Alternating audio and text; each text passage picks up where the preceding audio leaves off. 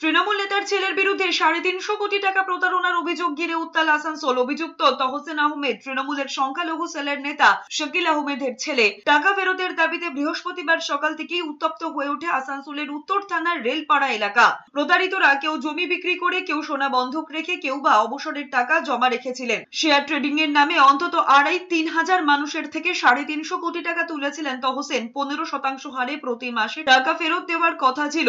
প্রতারিতদের দাবি, প্রথম অনেকেই টাকা পেয়েছেন বলে বিশ্বাস অর্জন করেছিলেন তহসিন। পরে বিনিয়োগকারীদের টাকা ফেরত দিতে অক্ষম হলে সোশ্যাল মিডিয়ায় ভিডিও বার্তা দেন অভিযুক্ত তহসিন আহমেদ। তারপরেই উত্তপ্ত হয়ে ওঠে এলাকা।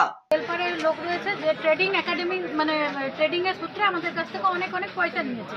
15% পার মান্থ সুদ হিসেবে ওরা পয়সা আমাদেরকে রিটার্ন দিচ্ছে। 5% ক্যাপিটাল, হ্যাঁ 5% ক্যাপিটাল দিয়ে, ঠিক আছে।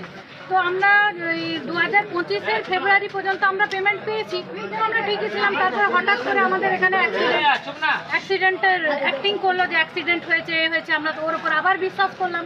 বললো অক্টোবর পর্যন্ত টাইম চাই।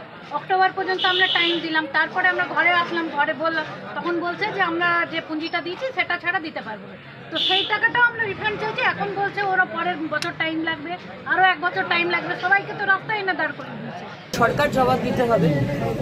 আজকে সারা পশ্চিমবঙ্গের বুকে আমরা সারদা দেখেছিলাম, রোজভ্যালি দেখেছি। আজকে আমাদের ছোট্ট শহর আসানসোলে দেখলাম প্রায় ৩৫০ কোটি টাকার সাধারণ মানুষের টাকা চুরি করে তৃণমূল নেতা এবং তার ছেলে ঠকিয়েছে।